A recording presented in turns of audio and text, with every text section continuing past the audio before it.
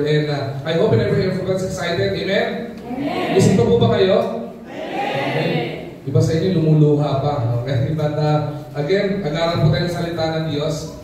I'll be sharing with you yung po pinaka-finale po, pinaka-conclusion po ng ating pong Cheerful Giving Month. Okay? At ang ibabahagi ko po sa inyo, title po ibabahagi ko sa salita ng Diyos, ay pinamagatan po natin, Reaping the Rewards of Reverent Giving. Reaping the rewards of reverent giving. If you have your Bibles with you, may request you to open your Bibles with me in the book of Galatians.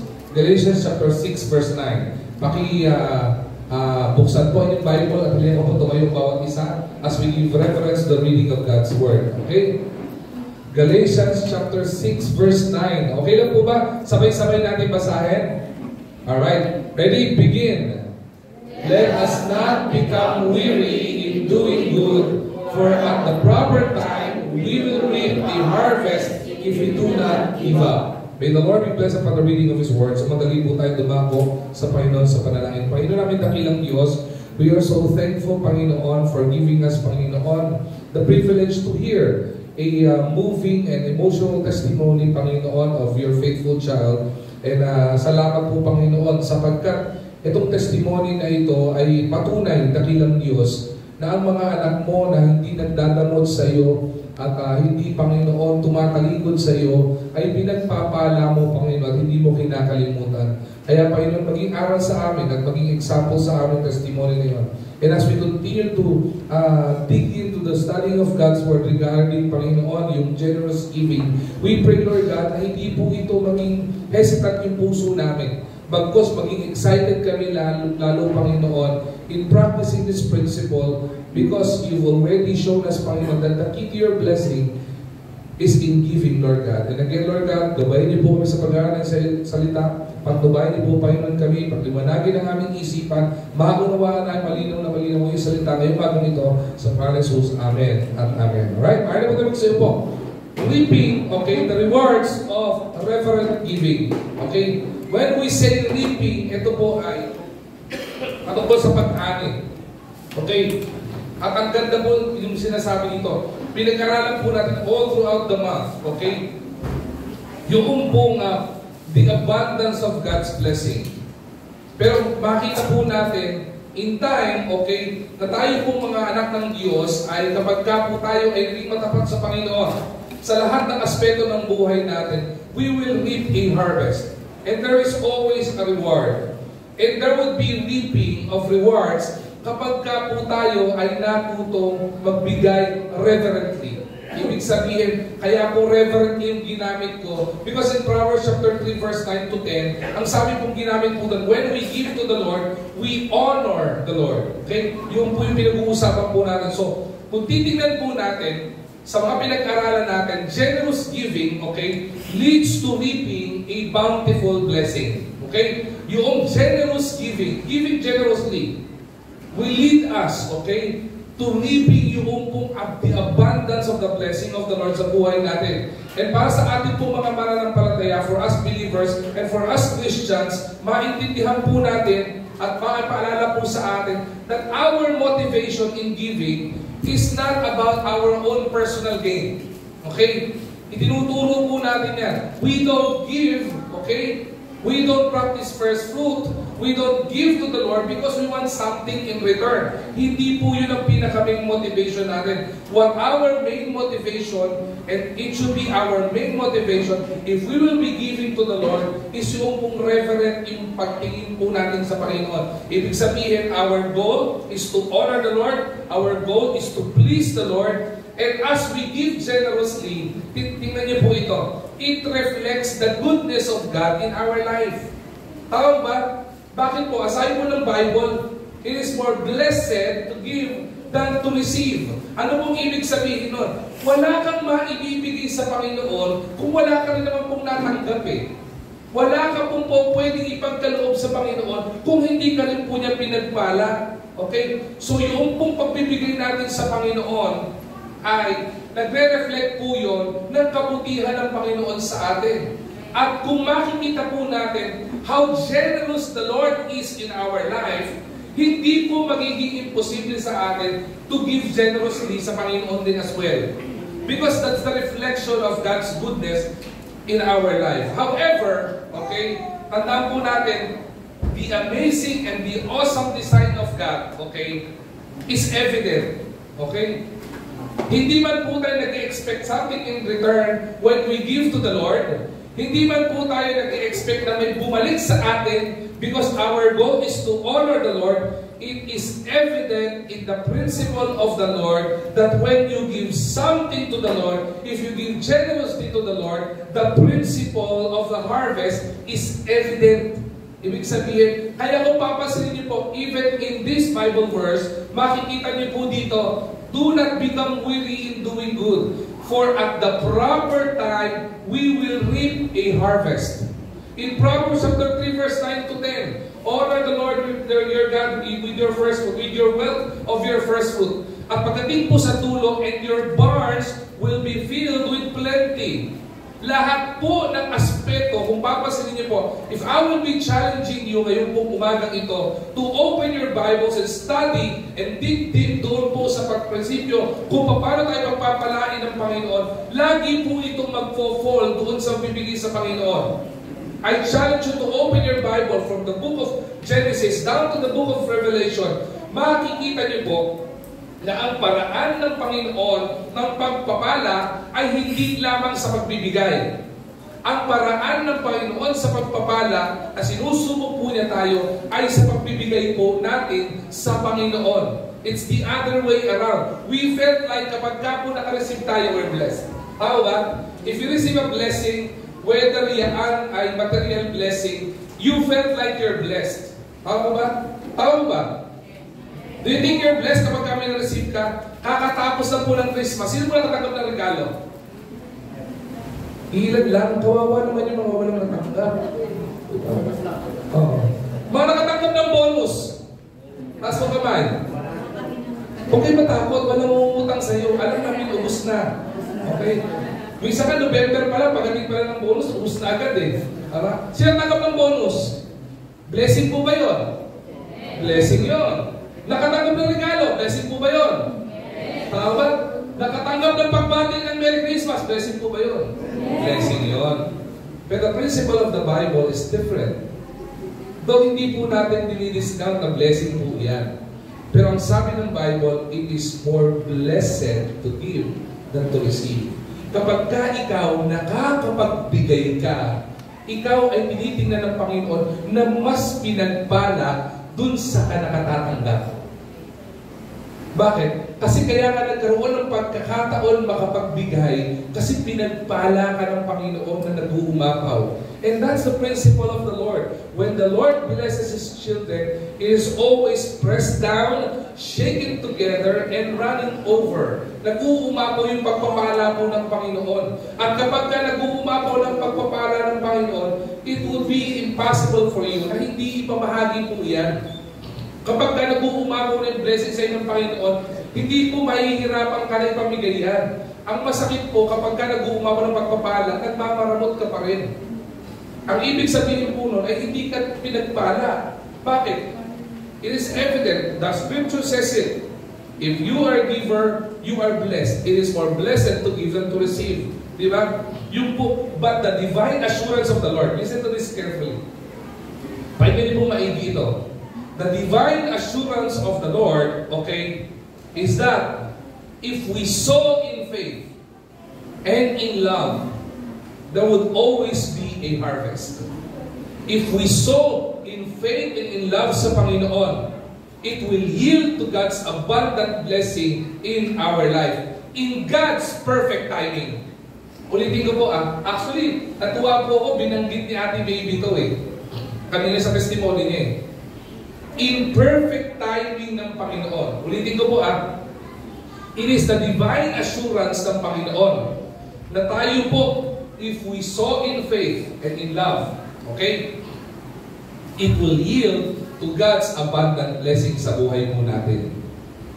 Ang kagandahan po, sabi ng Bible, if we sow, is the principle of sowing and reaping. Ano po yun? Prinsipyo ng pagtatanim at prinsipyo ng pag-ani.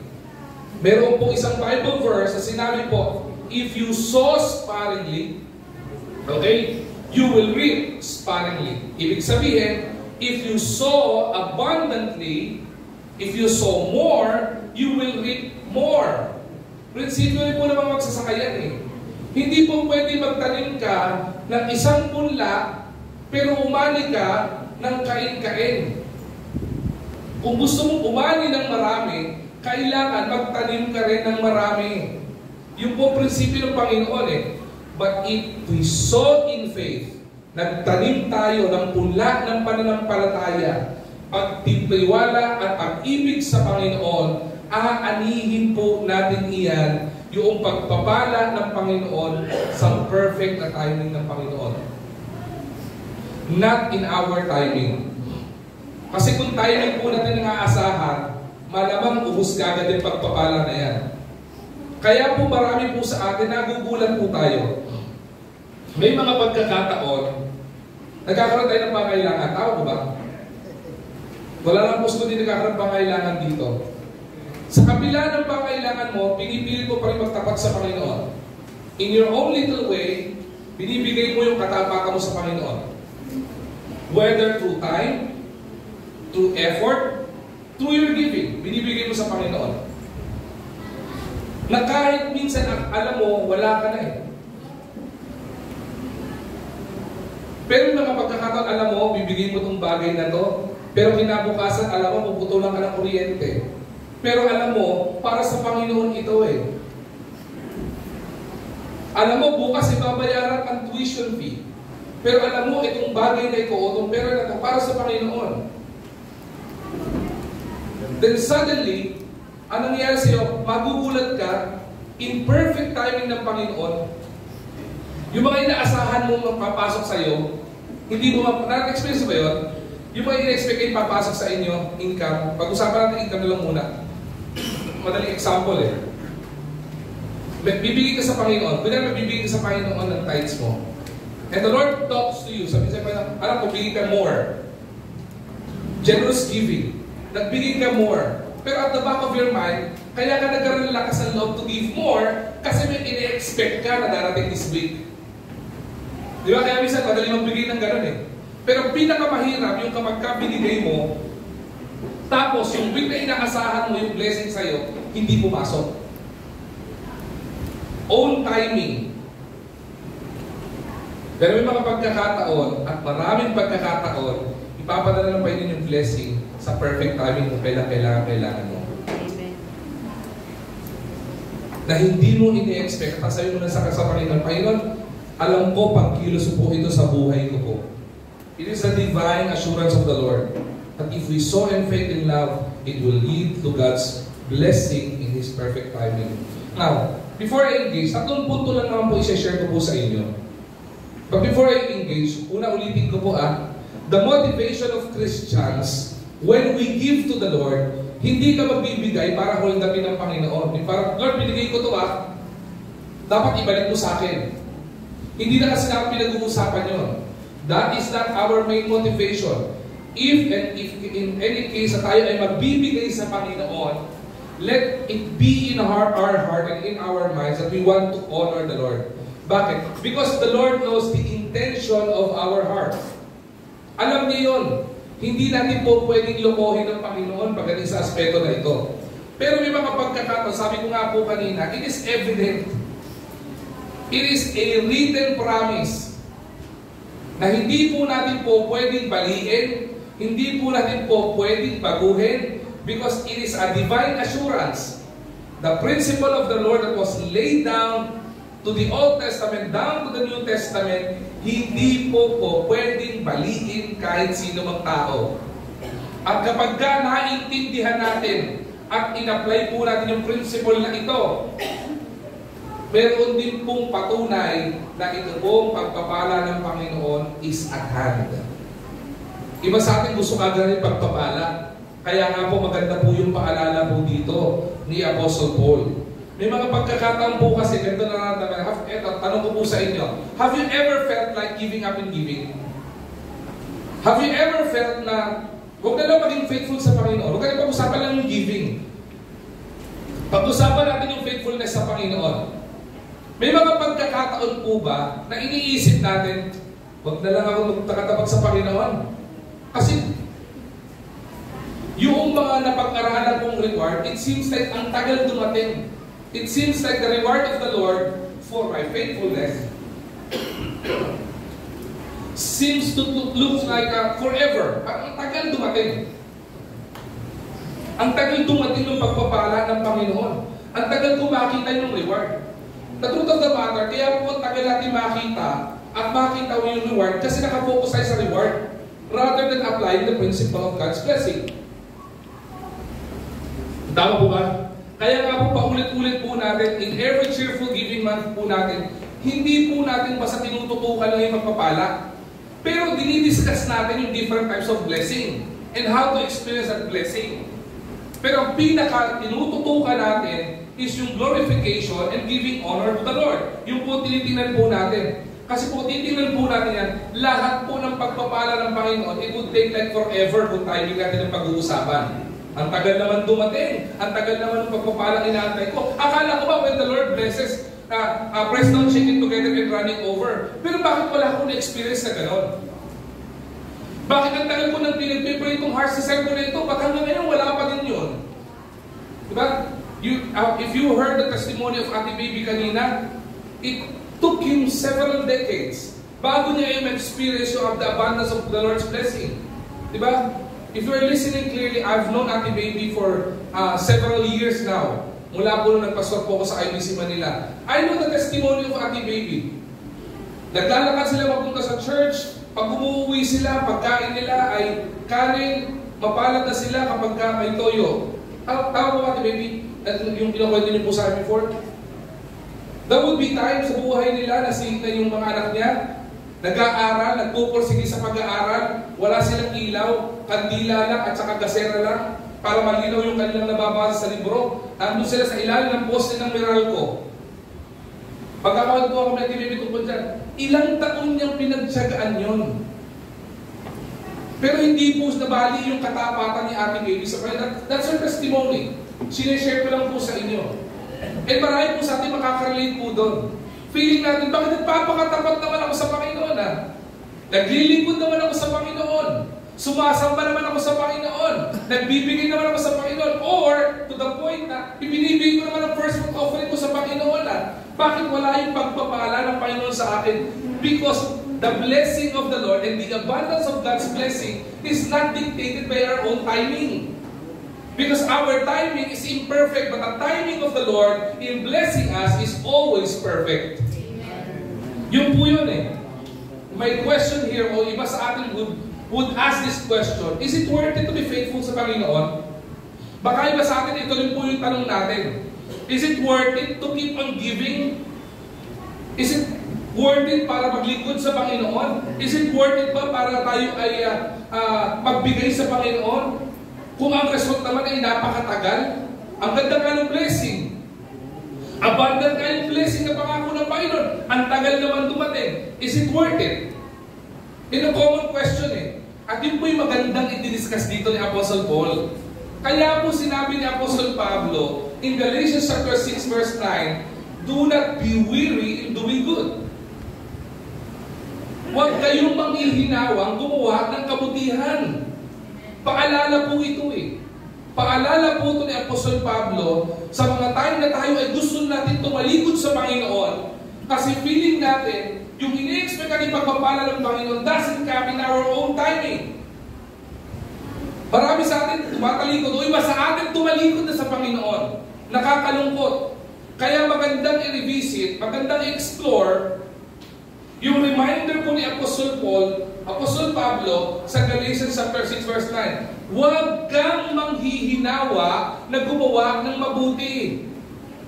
Bakit? Hindi na po pinutol ni Apostle Paul doon eh. Apostle Paul doesn't stop on do not be weary in doing good. Ang sabi niya, for in perfect or in proper time, maganda po sa King James eh, in perfect time ng Panginoon, we will reap a harvest. Let me share with you this illustration. Meron daw po isang namatay. Okay? Itong tao na ito, namatay siya ng frustrated. Bakit? Because majority of the things that he asked from the Lord, hindi niya na-experience. Okay? So, ginawa niya, the reason of his death is that tumalikod siya sa Panginoon. Nag-backslide. Okay? Accident. This is just an illustration. Just to illustrate this. Hindi po ito totoo. Illustration lang po ito. Nung namatay ng tao na to, dahil tumalikod sa Panginoon, pumunta siya ng langit. Dahil mananampalataya. Sa kabila ng kanyang pagtalikod sa Panginoon, sa kanyang pag-backslide niya, dahil siya ay ligtas, pumunta pa rin siya sa langit. Okay? Biyaya ng Panginoon yun eh. Pagdating niya doon, sinulubong siya ng anghel. But, he doesn't heard the word from the Lord na sinabi sa kanya, well done, thou good and faithful servant. Bakit? Hindi naman siya nagpakatapat eh. Tumalikod nga eh. Dahil sa frustration niya, na yung mga blessing na gusto niya matanggap sa Panginoon, hindi niya na-experience ang tagal-tagal na, nag-backslide. Tumalikod sa Panginoon. So pagdating niya doon, sabi ng anghel sa kanya, o sige, total, bago ka sa langit, itutulong kita sa langit. Sabi, di ba, sabi sa John chapter 14, in my Father's house are many mansions. So nung tinuro siya doon, wow, ang gaganda ng mga bahay. Ang lalaki. Mansion eh. Yun ang pangako ng Panginoon eh. Sabi ng Bible, if it were not so, I would have told you, I would have prepared a place for you. Panginoon mismo nag-prepare. Tapos pag-ikot niyang gano'n, sa daming magandang bahay, sa gitna ng kabahayan, may nakita siyang isang malaking warehouse. So nagtaka siya, ano yung warehouse na yan? Sabi sa anghel, sabi niya, huwag mo nang pansinin, it's just a warehouse. So ito kita, ito yung pupuntahan mo. You are now walking in streets of gold. Diba? This place is flowing with milk and honey. Mas pag-ikot niya uli, nakita niya uli, yung likod na bahagi naman nung warehouse. Tanong siya uli, ano yung warehouse na yan? For the third time, na pag-ikot nila, nakita niya uli yun. Sabi niya, pwede bang pasukin? Na-curious lang ako. Siguro itong tao na to, mahilig pumunta ng landers. Diba? Macro, nung panahon namin may macro eh. Sino mabot doon? Diba? Ngayon landers, may mga uso. Sabi niya, na-fascinate siya doon. Pasok siya. Sabi niya, huwag mo nag-fascinate, baka ma-frustrate ka lang. Sabi ng anghel sa kanya. Sabi, hindi, sige na, silipin lang natin. So, ginawa ng anghel, pinagbigyan. Pinasilip siya. Pagbukas ng pintuan ng warehouse, to his surprise, grabe. Lahat ng mga istante, yung mga eskaparate na naandun, may mga regalo na nakabalot, nakaribon pa. And guess what? Listen to this carefully. Guess what? Iba-iba yung sukat. May maliit, may medium size, may malaki, may sobrang laki. Excuse me. Okay? Sabi niya, uy, ang dami regalo. Ba't na ganyan? Wala eh. Hindi na naipadala ni Lord doon sa recipient ng blessing na yan eh. Ganun ba? Pwede bang silipin? Huwag mo lang silipin yan. Baka ma-prostrate ka lang. Sige na, silipin lang natin. So ginawa niya, sige na, kulit mo eh. Sabi ng anghel, pwede ba buksan natin itong maliit? Grabe yung box, maliit lang. Siguro, mga 1/8 lang nito. Ganda siguro laman niya. As kinalog niya, mukhang mabigat. Tsaka may tumutulog sa loob. Tapos binuksan niya, nagulat siya. Nakita niya, isang napakagandang relo na Rolex na watch. Di ba? Pag tingin niya, wow! Ang ganda ng relo na ito ah! Sabi niya, ito yung matagal ko nang pinag-pray sa Panginoon. Ito yung modelo na gusto kong pag-pray talaga rin eh. Talagang tumutulo laway ko pag nakikita ko Samuel to. Sabi niya, tara na, alisa tayo. Sabi ng tao, pwede ba bukas pa tayo sa mga regalo? Sabi niya, huwag na, maka-frustrate ka lang. Kaya buksan natin sa mga regalo. Pag bukas isang regalo, malaki yung regalo. Nakakita niya. Sabi niya, kulay pula. Ang kintab na Ferrari.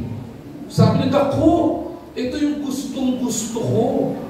Sabi niya. And karamihan ng binuksan niya, ang sinabi niya, same thing.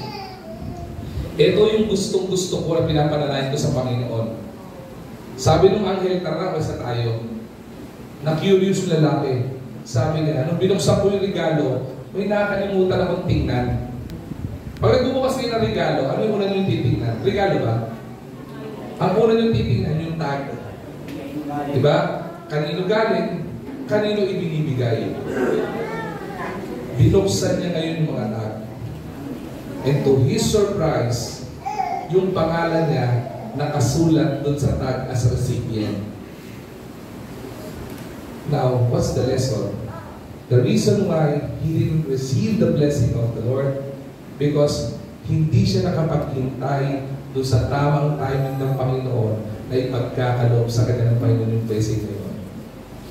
To the point na dahil sa katigasan ng ulo niya at para hindi na mapahamak ang buhay niya lalo, sinundo na siya ng Panginoon. It is appointed unto man once to die, after that is judgment. Uwi ka na lang. Alam nyo, sana hindi tayo magkaroon ng ganong frustrations pagdating sa langit. Sabi ng Bible, wala daw iyakan sa langit. Naniwala pa kayo doon?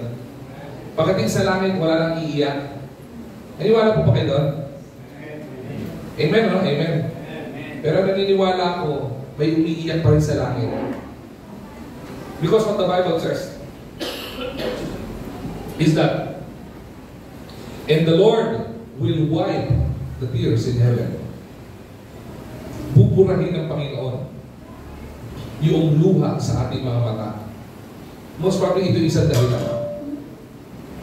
Kasi marami tayong mga blessing na makikita na hindi na receive kasi nakalimutan tayo magtapat sa Panginoon. O sumuko tayo sa Panginoon. Reaping the rewards of reverent giving. Una pong makita po natin, when we give to the Lord, is we are to give with a purpose. Yung purposeful giving. Ano po ang sabi ng 2 Corinthians chapter 9 verse 7? Each of you should give what you have decided in your heart to give. Not reluctantly or under compulsion, for God loves a cheerful giver. Giving is part of God's promise in our life. When we give to the Lord, we are to give intentionally. Hindi po tayo magbibigay ng may pag-aalinlangan.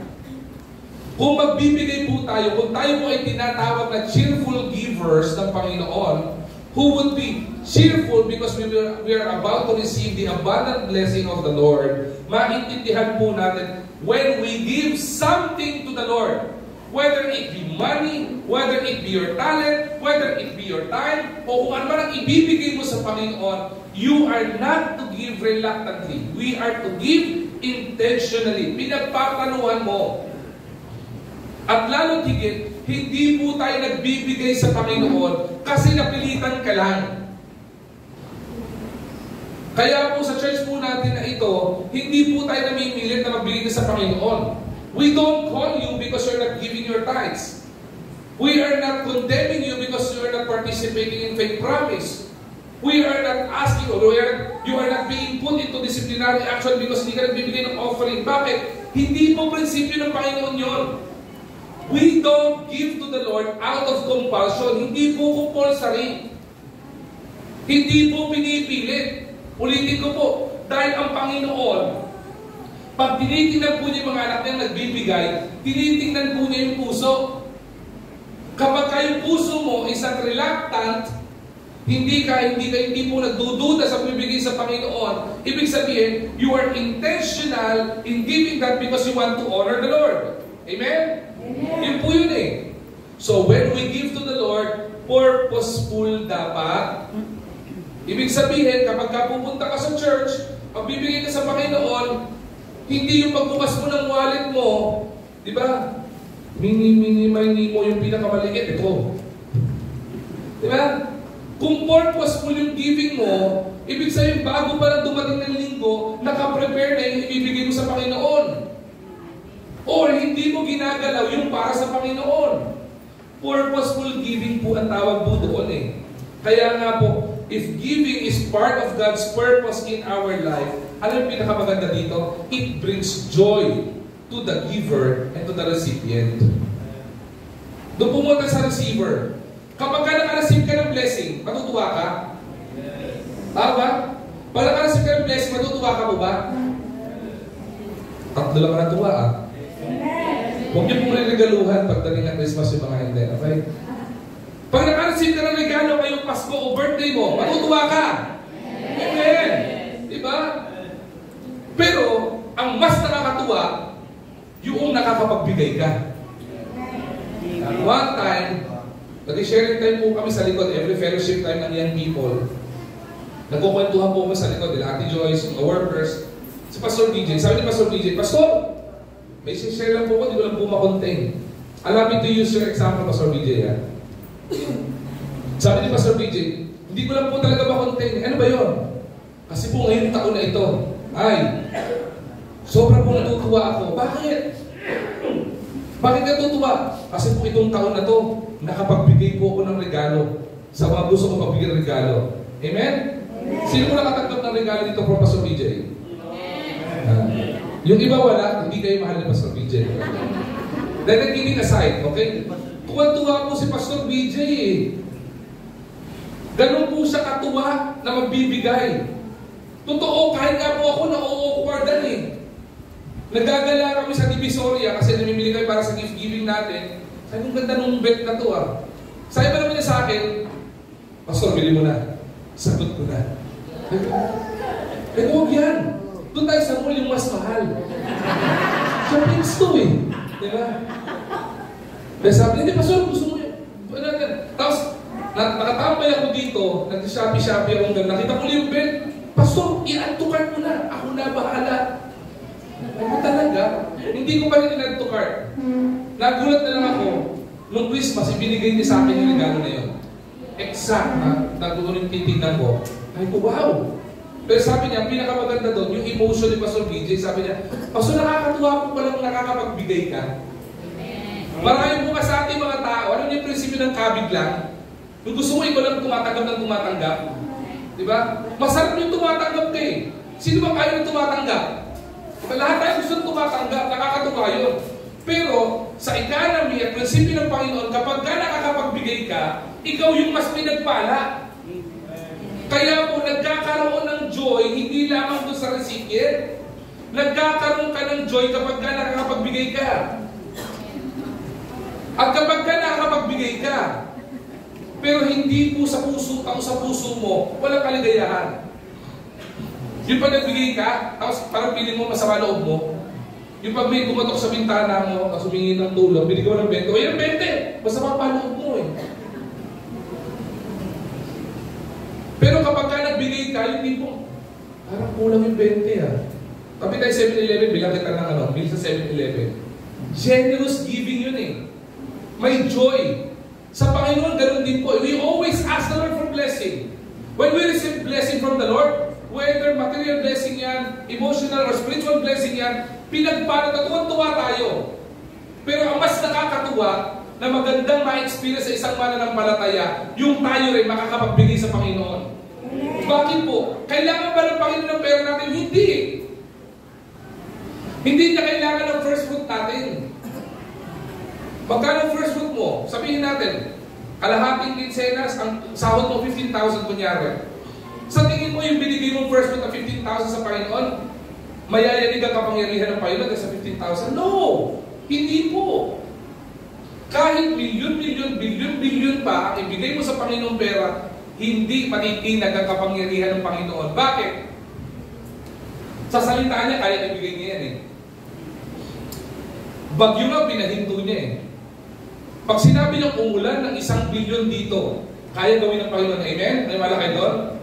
Pag sinabi ng Panginoon, paulanin mo ng 1 milyon sa IBC Manila, kaya ba ni Lord yun?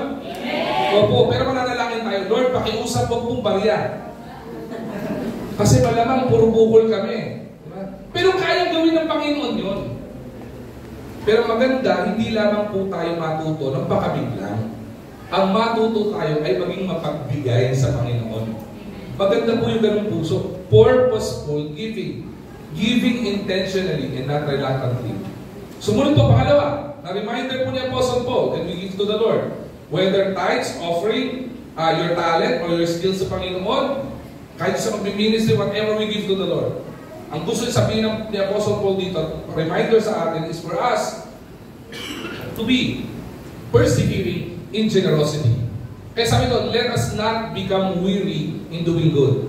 For at proper time, we will reap a harvest if we do not give up. Sabi dito, persevering, nagpapatuloy. Kahit mukhang walang output, kahit mukhang walang result temporarily, kahit mukhang walang harvest temporarily, ang sabi ni Apostle Paul, let us not be weary in doing good. Huwag kang manghihinawa sa paggawa ng mabuti. Huwag kang manghihinawa sa pagiging matapat sa Panginoon. Huwag kang manghihinawa sa pagbibigay sa Panginoon. Huwag kang manghihinawa sa paglilingkod sa Panginoon. Let us not be weary in doing good. Okay? Hindi po rin titingnan yung harvest. Sabi dito, yung harvest kasi dadating po iyan if we do not give up. Perseverance ang tinuturo ng Panginoon. That is one reason kung bakit po ang Panginoon, kapag ka nagpipray tayo ng blessing, hindi po niya kagad binibigay. When we pray to the Lord always answers our prayer. It's either a yes, a no, or a wait. Hindi po porket walang sagot na yes sa Panginoon, it's already a no. May mga pagkakataon baka wait iyon. Kaya po tinuturuan tayo ng perseverance. Tinuturuan tayo magpakatibay sa Panginoon, magpakatapat sa Panginoon. And let us not quit. Huwag ka mag-quit. Do not give up. Magpakatapat ka lang sa Panginoon. Kasi kapag ka nagpakatapat ka sa Panginoon, in proper time, you will reap a harvest. Aanihin mo lahat ng bagay na yan. Let me engage with you as small example. Sa church po natin experience natin. I will be talking to Pastor BJ and the other church workers. Doon natin po tayo sa lumang building, sobra po na po frustrate kami. Bakit po? Ang umaattend lang sa church during that time. Diba? Kaya, nag-resonate sa akin yung yung number na 11. It always resonates in my mind. Yung number na 11. Pwede ko na nga itaya yan eh. Naalala ko lagi eh. Alam niyo bakit? Because when I was first appointed as the lead pastor of the Church of IBC Manila, pagdating po namin doon, ang miyembro lalabing isa. Sino po yung nando doon? Taas nga po kamay. I praise the Lord for your faithfulness. I'm so encouraged that up to now, nandito pa rin kayo. Pagpunta po namin doon, pito. Akala po pastor 11. 7. Plus kaming 4.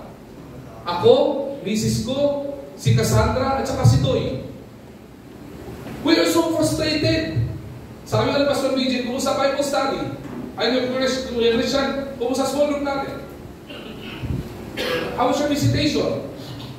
Ilan na Bible study natin? Ilan na small groups natin? And to my surprise, wala! Sabi ko, oh, anong nangyari? Baguhin natin yan. Let's do a paradigm shift. Magsimag tayo. Kung yung mga membro natin ayaw ba na mag-Bible study, hindi sila small group, tayo mag-small group.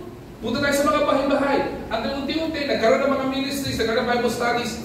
Pero umabot ang ilang taon, nadagdagan. 12.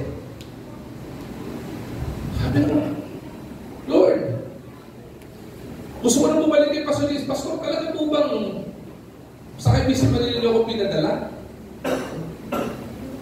And then the Lord showed me this verse. Sabi niya, Galatians 6 verse 10, anak, do not be weary in doing good. Magpakaputi ka lang. There will be times magkakaroon tayo ng kapit tinapay at magandang balita. Walang epekto. It seems like walang epekto. Pero marami mga kalwa nakakakilala. Pero walang naka-harvest. Walang nakaka-attend sa church na galing sa ministry na yun. I was thinking, sabi ko, sandali. Kung sa perspektibo ng negosyo, walang ROI. Walang return of investment. Ang laki ng ginagastos mo, pero walang bumabalik. Sa church, wala namang investment na gano'n eh. Hindi naman business ang church eh. But the ROI in the church, if you spend something to share the Word of God, sana kahit paano, may dumating at may maging miyembro at makakilala sa Panginoon. Yun ang pinakamagandang ROI eh. Hindi po ba? Marami pong time na wala pong gano'n. To the point na sinabi ko na kayo, pag-iisipan natin yan, pag-pray natin yan, baka yung ministry na yan, ay ini-exhaust lang yung resources ng church and we are not becoming good stewards of that blessing, kaya dapat itigil na siguro. Pag-pray natin yan. Until Lumipat tayo sa hotel, may isang lalaki na nag-walk-in, ang sabi niya, first time ko po sa church, sabi namin, paano po nalaman yung church? Sabi niya, naalala niyo po, nagbibili po kayo ng kape, tinapay dyan sa breakfast sa lugar na yan. Isa po sa nabutan yung tracks. Hay ko, wow, praise the Lord, may isa. And the following Sunday, may umatin. May aral siya ng pharmaceutical niya sa gilid. Sayang, di na ata nakabalik kasi di niya alam, dito na tayo. O wala na siya na, pinabibisita ko. Umaten, paano niyo po nalaman? Kasi po, yung tao ko po sa pharmaceutical dyan sa gilid, naabutan niyo ng pagkain. Tama ang Panginoon. Huwag kang manghihinawa ng paggawa ng mabuti. Kasi in proper time, hindi man based on your expectation, you will harvest something. Kaya kung tayo mag-share ng gospel, kahit mukhang walang output, patuloy naman pag-share ng gospel. Because in the proper time of Panginoon, we will reap a harvest. If we give to the Lord our time, we will reap a harvest. Yung mga nagpapagamit sa ministry, magpakatapat lang kayo. Pastor, wala ako sa timing. Pastor, hindi ako magaling. Magpakatapat ka lang. Kasi sa Panginoon, hindi naman importante yung ability. What is important to the Lord is your availability. Kasi yung ability, 2-5 yan. Pwede tayong rumenta ng mga sessionista, magaling tumugtog, pero walang puso. Pero maganda na-develop sa church, nagtapat sa Panginoon, and you will be reaping harvest. Dati hindi ka makatugtog ng gitara, ay naglilid ka na. Pero wala pa rin sa tono, pero naglilid ka na. Magandang improvement yun, di ba? Di ba? Dati ang tambol mo, paalam. Di ba? Ngayon, meron ka ng tom-toms. Maging painful ka lang. Bakit po? Si Kuya Nasyo, ang galing na audio man yan. Alam niyo kung bakit? Yung unang audio ng church natin, ang liit na amplifier, ganun lang oh. Hindi ko alam paano tumutunog yun eh. Tapos palakasan nga, paglakas niya, parang hindi lumakasan. Lumakasan yung feedback. Tapos pag ginawa ko ng mikropono, dahil umuulan, tumutulo sa kisame, pagka mo ng mikropono, mabubuhay yung speaker. Kaya po ako naging parasigaw eh, sa preaching. Kasi pag hawak ko yung mikropono, may ground. Ay ko, wireless to. Bakit pati yung ground natatransmit? Sabi sa kanila, magpakatapat lang tayo sa Panginoon. Because in the perfect time ng Panginoon, pagkakalooban tayo ng Panginoon yan, magpakatapat ka dyan. Sa'yo, Pastor BJ, kaya huwag niyo pong sisihin si Pastor BJ kung bakit hindi siya ganun kagalingan kumanta. Alam niyo po kung bakit?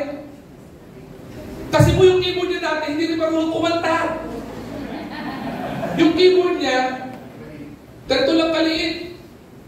Sabi ko, sige, kantahin natin. Yung favorite na kanta ni Pastor BJ, "A pure heart, that's what I long for." Pag pinakanta ko sa prayer meeting, sigurado yung napakakanta niya. Subukan natin. May face-to-face tayo on Wednesday. Papakanta ko si Pastor BJ, yun ang napapakanta niya. Favorite niya yun. Ay, kung bigyan mo ako ng QC, parang ang baba. Gawin mo sa QD, ano to?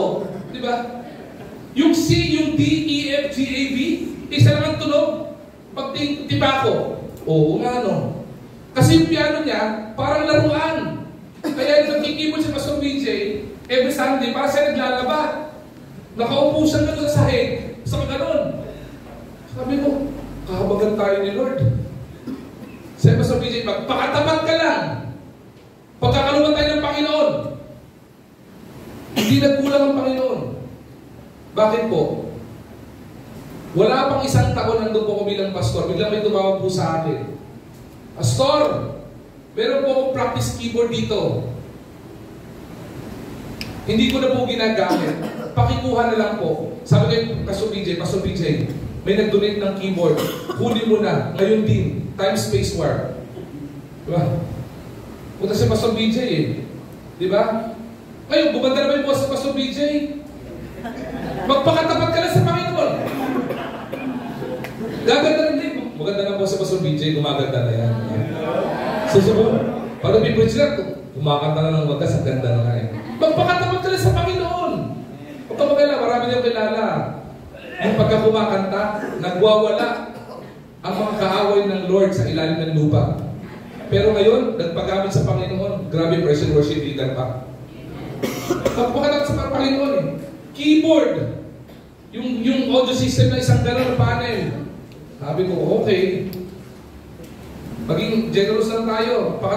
I would remember, sabi sa mga mananampalataya sa IBC Manila, pakatapat lang tayo mga kapatid. Magpakatapat lang tayo. Pero at the back of my mind, Lord, nagpapakatapat naman, ba't naman ganito? There will be times I would like to quit. But the Lord keeps on reminding me, do not be weary in doing good, because in proper time you will harvest. So one time, I came from the office, si Ate Joyce, ano siya sa office din, may meeting kami ng pastoral staff ng main church. Si Ate Joyce, tinatawag ko, excited eh. Mula dun sa taas, sa opisina, wala ko na sa old na church sa IBC. Yung office is at the second floor. Walang pintana yun. Narinig ko yung boss si Ate Joyce, ang taas eh. Soprano eh. Ah! Tinatawag na ba ako? Sabi, sino din ako? Ay ko, wait lang. Kasi kausap ko si Pastor James, pag-kausap ko si Pastor Staff. Okay lang. Hindi siya nakapagpigil. Sabi niya, Lam! Umakit ka na, madali! Ay ko, bakit ba? Sandali lang. Sige na! So, bilang isang matibay na tatay, diba? Makapang, sumunod ako kagad. Akit ang kagad. Sabi ko, bakit ba? Ano bang meron? Sabi na si ate, ay, good evening po ate. Ano po may paglilingkod namin sa iyo? Sabi ni Ate Jess, may binigay si ate. Ano binigay? Sobre. Awkward nga eh. Sabi niya, nandun si ate, pinagbigay, nandun ako, kaharap si ate sa kasya. Si ate nagbigay sa ate 1,000 na tithes. Hindi ko na reaction ko, parang, wow, praise the Lord. Thank you po ate ha. Pero awkward na naman, parang piling ko, okay. Thank you Lord, thank you po ate. Pero on the back of my mind, sabi ko, eto na yung kasagutan sa panalangin namin. Sabi ko, Ignacio, alam ko tayo ng raon, bili tayo ng gamit natin. Sabi ko sa praise and worship team, nag-pray ba kayo na magkaroon tayo ng amplifier, gitara, ganito?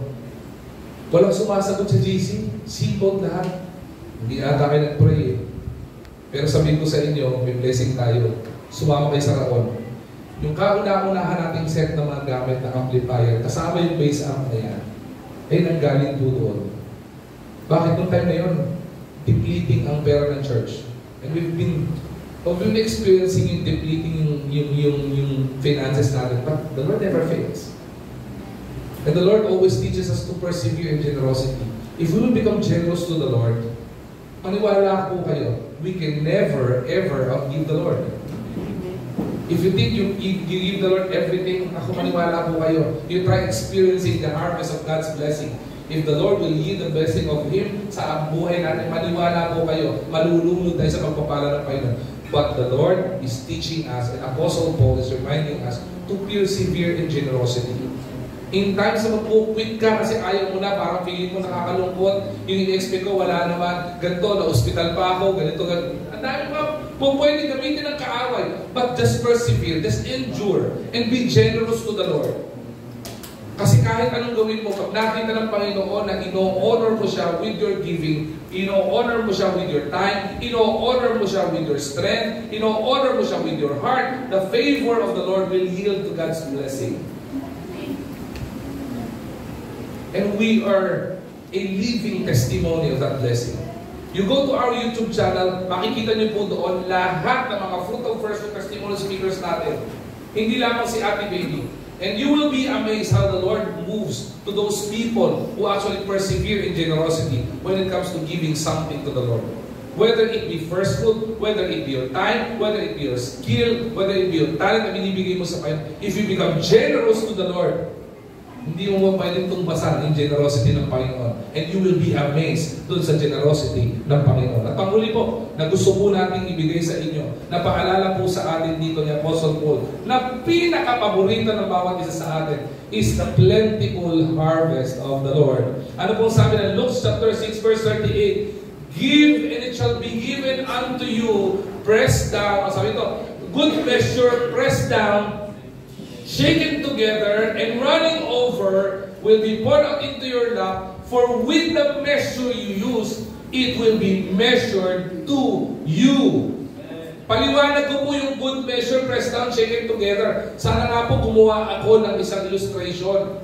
Kapag ka po meron kayong isang jar, okay? Ang capacity po niyan ay sabihin natin 1 kilo ng sabihin natin buhangin. Lagyan mo yan ng 1 kilong buhangin. You try shaking the jar, itatap nyo yung jar, magugulat kayo, magkakaroon pa po ng ample space sa taas yan. Ibig sabihin, nasisiksik po kasi, di ba? Law naman ang physics yan eh. At pag ginawa mo dyan, pag prines mo pa yun, makikita mo, mas magkakaroon pa ng mas malaki pa na space para sa paglalagay na kahit lang pwede mong ilagay doon. Subukan nyo mamaya po yan. You try it. Makikita nyo, ganun yung principle. At ang pinakamaganda dito, ganun po magpala ang Panginoon. Press down mo yan, magkakaroon ka pa ng space for God's blessing. Shake mo yan, magkakaroon ka pa additional space for God's blessing. Ang pinakamaganda, when the Lord pours out His blessing, doon sa lagayan mo ng pagpapala, umaapaw na, hindi pa humihinto si Lord. Amen. Pangako po niya, hindi na po kumisabi nito eh. When the Lord blesses His children na nag-generous sa Kanya, hindi po tumitigil ang pagpapala ng Panginoon. Kaya nga po merong awit eh, umuulan, umaapaw ng pagpapala galing sa Panginoon. Yung po yung makita po natin, the plentiful harvest of the Lord. At ang sabi dito, it will be put in your lap, for with the measure you use, it will be measured to you. Bakit po? Because the blessing of the Lord is immeasurable. Hindi po yung mag-measure ng kilos. Hindi po yung mag-measure ng pound. Hindi po yung mag-measure ng kilometro. Wala pong measurement sa mundong ito na po pwede mag-measure kung paano magpala ang Panginoon. Kaya po ginagamit lang ng Bible, when the Lord blesses His children, especially sa children na generous sa Kanya, it will always be overflowing. You look at every principle of the Lord with regards to giving. Lahat ng pangako ng Panginoon, it is always plentiful harvest. Sabi ng Bible, if you sow, you will reap. If you sow sparingly, you will reap sparingly. If you sow something, if you sow so many, you will reap so many. Yun ang pangako ng Panginoon eh. In Malachi chapter 3 verse 10, if you become faithful in your tithes and giving, ang sabi ng Bible, the Lord will open the windows of heaven and pour out His blessing into your lap that your lap cannot handle. Lagi po nag-uubabaw eh. Sinong ayaw subukan yung ganon? Ang problema po sa atin, alam natin yung principle. But in the process of us and the journey of the blessing of the Lord towards sa atin, in the middle of that journey, nakakatat tayo eh. Diba? We became so impatient. Ang tagal naman, Lord. You became impatient because it is on your own proper timing. Pero kung timing ng Panginoon, magugulat ka. Ibibigay niya yan. Hindi po tayo para iligtas sa Panginoon kung ano yung timing kung kailan niya ibibigay yun. Kasi pag dinikta mo yun, permissive will yun. Pwedeng ibigay ng Panginoon, pero baka kasama mo. Pero pag timing ng Panginoon, ibibigay niya yun. Walang labis, walang kulang, sobra pa. Masarap po magtiwala sa Panginoon, di po ba? Mag-iisip pa po ba tayong mag-quit? Mag-iisip pa po ba tayo mag-give up? Mag-iisip pa po ba tayo sumuko? If the harvest of the Lord is plentiful? This year, we will be challenging our members to put up our own small groups sa mga bahay natin. We'll be encouraging our members to magkaroon ng small groups sa iba't ibang lugar. I tell you, that journey wouldn't be easy. Hindi po ganun kadali yun. Mag-spend ka ng time, mag-spend ka ng money, mag-spend ka ng oras, schedule mo. Mahirap po yun. As may mga iba dyan, mawawala din, hindi magtatagal. Pero huwag kang ihinto, huwag kang mag-quit. Bakit?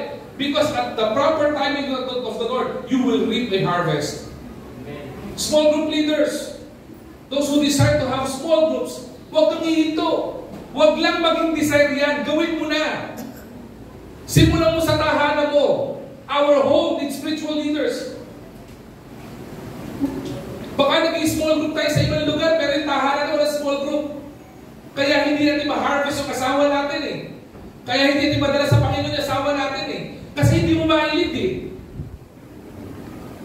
Ang masakit, you are already reaching the outer Jerusalem. Pero yung family mo, hindi mo pa na-reach. Hindi mo ba?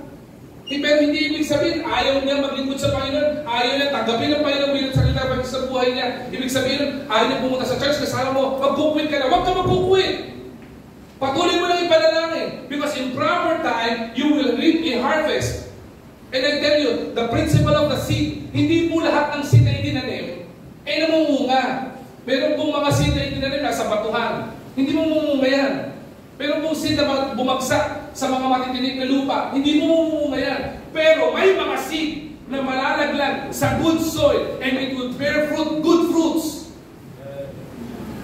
So kapag kuminto ka, mabaliwala. And in giving to the Lord, same. Do not be hesitant in becoming generous to the Lord because you can never and we can never ever outgive the Lord.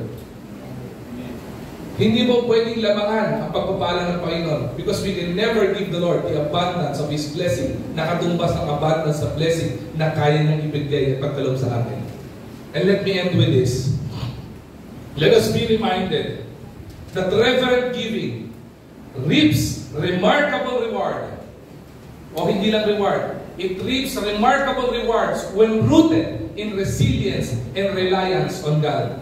Kapag ka po tayo natutong mag-honor, if we reverently give to the Lord, we will reap yung mga remarkable reward na po pwedeng ipagkaloob ng Panginoon. And if that reward, if that yung investment mo sa binibigay sa Panginoon would be rooted in resilience sa Panginoon, it would be rooted in reliance, pagtitiwala sa Panginoon, you will reap a remarkable harvest. Ang sabi ng Bible, our labor in the Lord will never ever be in vain. If we give to God, God calls us to give with a heart full of faith. Pagbibigay ka ng may pananampalataya, mahirap, oo, meron ka, kinabukasan wala. You give with faith. That is about generosity. At pagbibigay mo na may pananampalataya sa Panginoon, sinasabi mo sa Panginoon, you are trusting Him in the process ng bagay na ito. With the motivation not for you to expect something in return, but to experience the evident blessing of the Lord. Kapag ka nakita ng Panginoon na na-honor mo siya, ipagkakaloob na sa iyo yung favor niya. At ang result ng favor niya ay nag-uumapaw na pagpapala. Reverent giving. Giving, honoring the Lord is our motivation. Reaps are remarkable rewards when rooted in resilience. Kapag hindi sinusuko at lalo tigit, rooted in reliance. Sumasandig ka lang sa Panginoon. Panginoon, sa'yo galing ito eh. Sa'yo lang po ito, Lord. As I end, what seeds of generosity can I personally give to the Lord this week? Magandang tanong, magandang takeaway question ito. Ibahin natin yung invitation.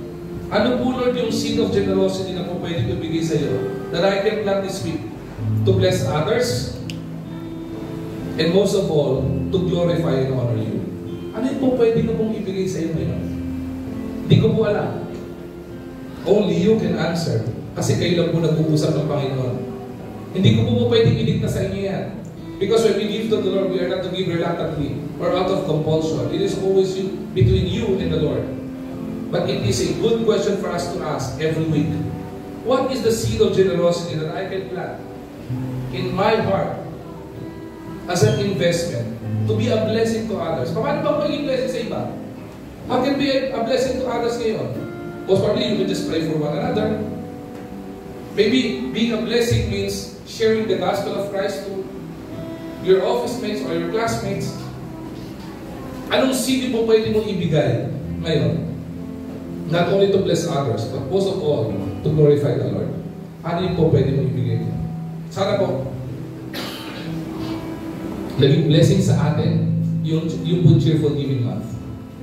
At ako po, I'll be honest, as your pastor, to those who participated, to those who honor the Lord, and to those who have a desire in participating in this type of principle with obedience sa Panginoon, I am excited for you.